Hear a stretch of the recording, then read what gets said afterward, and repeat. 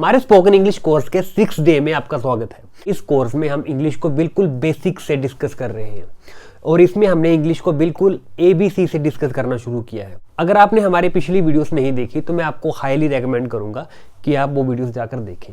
तो आज हम जो इंग्लिश का जो पार्ट डिस्कस करने जा रहे हैं वो है has, have and had. Has, have and had English में बहुत ज़्यादा यूज़ होते हैं, तो इनको जो यूज़ करने का जो तरीका है वो भी बहुत अलग अलग है। बट आज हम जो पार्ट डिस्कस करेंगे, आज हम जो इनका जो मीनिंग्स है, इनका जो यूज़ है वो डिस्कस करेंगे, वो बिल्कुल सिंपल होने वाला है। क्योंकि ये आपका जो अभी है जो 6 डे ही है, तो हमें शुरू में ये पता होना चाहिए कि हम इन्हें बेसिक तरीके से कैसे यूज़ कर सकते हैं। सबसे पहले हैज़, हैव एंड हैड का एक मीनिंग होता है कि किसी के पास कोई चीज़ होनी। मेरे पास ये मार्कर है तो मैं सिंपल ये कह सकता हूँ कि यार आई हैव दिस पेन। मैं हैव, मेरे पास है क्या, this pen, this marker, I have this pen. तो ये क्लियर हो गया। अगर मैंने ये कहना है कि मेरे पास एक कार है तो मैं सिंपली कहूँगा कि I have a car, I have a car. तो हैव किसके साथ यूज़ होना है? हैव मैं यूज़ करूँगा आई के साथ, वी के साथ, यू के साथ और दे के साथ। वी के साथ मैं हैव का यूज़ कर सकता हूँ कि वी हैव अ कार, यानी कि हम लोगों के पास एक कार है, ये हमने समझ लिया। उसके बाद तुम्हारे पास एक कार है, you have a car, they have a car, उनके पास एक कार है, दे हैव ए कार, ये हमने डिस्कस कर लिया। तो हैज़ कहाँ यूज़ होगा?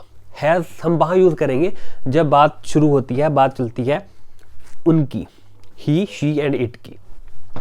अगर मैंने कहना है कि उसके पास एक कार है तो मैं हैव ना यूज़ करके हैज़ का यूज़ करूँगा। जैसे कि he has a copy, he has a car, he has a big home, he has a big home, उसके पास एक बड़ा घर है। तो मैंने यहाँ हैव ना यूज़ करके क्या यूज़ किया? हैज़ यूज़ किया है।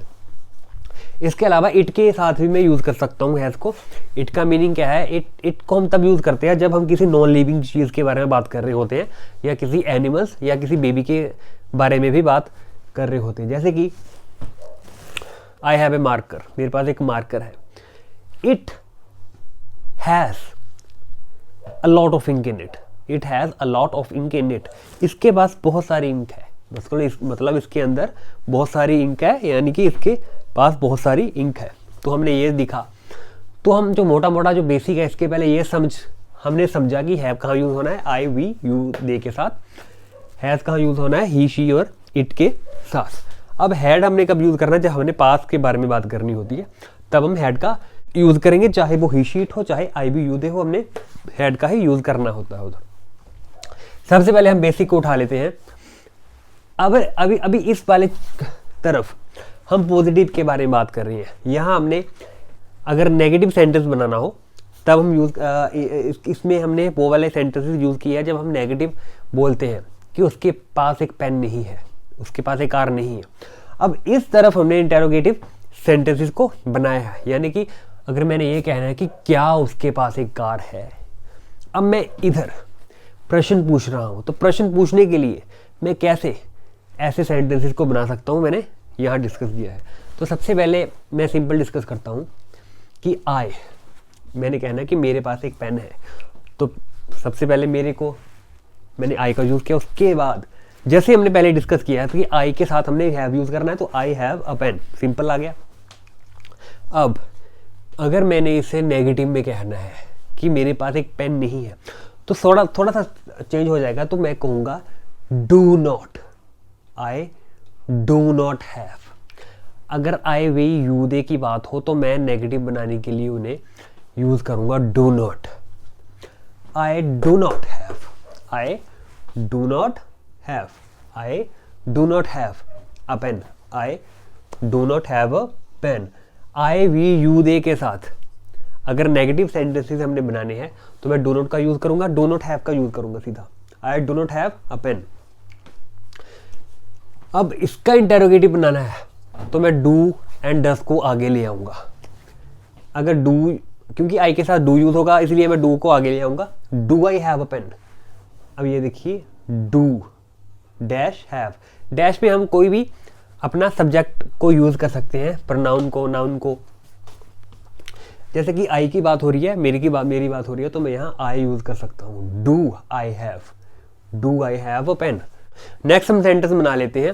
अब हमने जैसे कि उनकी बात की है, दे का मीनिंग होता है उन लोगों, उन लोग, वह लोग, they have a big home. अब हमने दे के साथ जैसे हमने बात की थी कि दे, अगर दे की बात करनी हो तो हमने उसके साथ हैव लगाना है। They have a big home, उनके पास एक बड़ा होम है। अब इसका इंटेरोगेटिव बनाने के लिए दे के साथ do not have, they do not have, they do not have a big home, उनके पास एक बड़ा घर नहीं है। इंट्रोगेटिव बनाने के लिए do they have, do they have a big home, do they have a big home. अब अगर हमने इट की बात करनी है, जैसे कि इट हैज़ 4 legs, इसके पास 4 लाते हैं। जैसे कि मैं एक टेबल की बात कर रहा हूँ तो मैं कहूँगा इट हैज़ 4 legs। अब यहाँ नेगेटिव बनाने के लिए, क्योंकि हमने हैज़ का यूज़ किया, इट का यूज़ किया है, तो मैं इट के साथ यूज़ करूँगा does not have. It does not have 4 legs, इसके पास 4 लाते नहीं है। अब इंटरोगेटिव बनाने के लिए, इंटरोगेटिव बनाने के लिए does it have, does dash have, does it का यूज हुआ है इसलिए हम इट का यूज कर रहे हैं। डज इट हैव 4 legs, क्या इसके पास 4 लाते हैं। नेक्स्ट है, हमने यहाँ जो 3 हमने सेंटेंसेस बनाए हैं, यहाँ हमने हैज, हैव और हैड का मीनिंग इस तरीके से बनाया है कि किसी चीज़ के पास कोई चीज़ होनी। जैसे कि आई हैड अ पेन, अगर मैं हैड का यूज़ करूँ, आई हैड अ पेन, इसका मीनिंग ये होता है कि मेरे पास एक पेन था। आई हैड अ कार, मेरे पास एक पेन था। He had a car, he had a car, उसके पास एक कार थी। नेगेटिव बनाने के लिए he did not have, did not have यानी कि उसके पास नहीं थी। He did not have a car, he did not have a pen, he did not have an expensive mobile phone, he did not have an expensive mobile phone। इसका next जो meaning है वो है होल्ड करना, जैसे कि किसी चीज़ को पकड़ना। तो हैव, हैज एंड हैव को हम तब भी यूज़ कर सकते हैं जब हमने कहना है कि पकड़ना, कोई चीज़ को होल्ड करना। I had him by the collar, मैंने उसे कॉलर से पकड़ लिया। I had him by the collar, I had him by the hair, I had him by hair. Negative बनाने के लिए I did not have him by the collar, I did not have him by the collar. Did I have him by the collar, did I have him by the collar. क्योंकि negative बनाया है इसीलिए did का use होगा, क्योंकि पास का use हुआ है। नेक्स्ट है have and has and had को हम तब भी यूज कर सकते हैं जब हमने बताना है कि किसी को कुछ हुआ है, किसी को कोई बीमारी हुई है। To suffer an illness, to suffer from an illness, to suffer from an illness. जैसे कि आपने कहना है कि मुझे सिर दर्द है, तो आप ये कह सकते हैं कि I have headache, I have a headache, I have a headache. Rule सही बिल्कुल सेम ही रहेंगे, आई के साथ हैव ही लगेगा। इसका मीनिंग ये है कि कि मुझे हेडेक हुआ, मुझे सर दर्द हुआ है। तो सबसे पहले हमने ये देखा, ऊपर हमने देखा कि हैज़ का मीनिंग क्या होता है या हैव का मीनिंग क्या होता है। हैड का मीनिंग क्या है कि किसी चीज़ के पास कोई चीज़ होनी। नेक्स्ट है किसी चीज़ को पकड़ना। अब थर्ड मीनिंग है कि कोई बीमारी होनी, जैसे कि I have cold, I have cold, मेरे को फ्लू हुआ है। I have a flu, I have sniffles, मुझे जुकाम हुआ है। अब ये देखिए I do not have headache, मुझे हेडेक नहीं है। Do I have a headache, क्या मुझे हेडेक है? तो हमने यहाँ इस तरीके से डिस्कस किया। नेक्स्ट इसका मीनिंग है टू एक्सपीरियंस, कि कोई चीज़ आपको अनुभव होनी, जैसे कि हमने बहुत इंजॉय किया। I had a great time, I had a great time, I experienced a great time. She had a good time in the party, उसने पार्टी में अच्छा इंजॉय किया। She had a good time, उसने अच्छा समय व्यतीत किया उधर। She did not have a good time in the party, उसने पार्टी में इंजॉय नहीं किया। She did not have a good time.